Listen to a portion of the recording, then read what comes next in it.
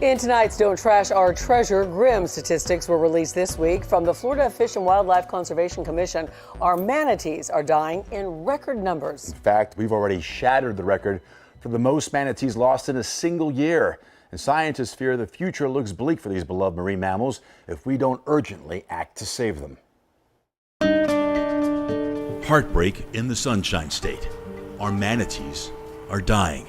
This is really a very sad wake-up call. It's only July, and so far this year, we've lost 841 of these gentle marine mammals, making 2021 the deadliest on record. I'm devastated because I thought last year was already bad enough when we had 637 manatees die over the entire year. TRACORA BERCHEM is a research associate at Save the Manatee, closely tracking this devastating trend, already breaking the previous record in 2013 when 830 died because of a toxic red tide. Going forward, we may even surpass 1,000 manatees that will be dying this year alone, and that's a really scary statistic.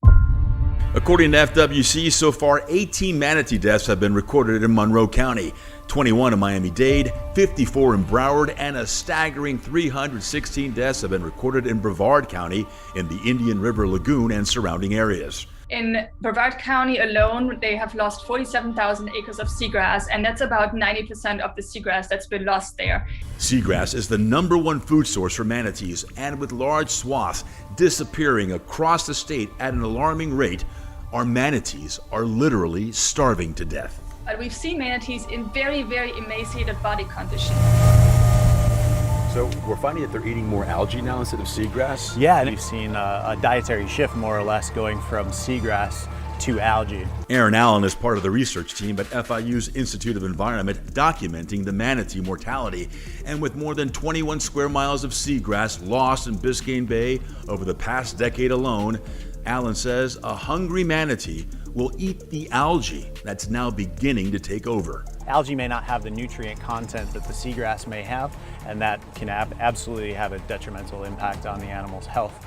But to what degree, we're not exactly certain right now. The algae is thriving because of all the pollution we continue to dump into the bay.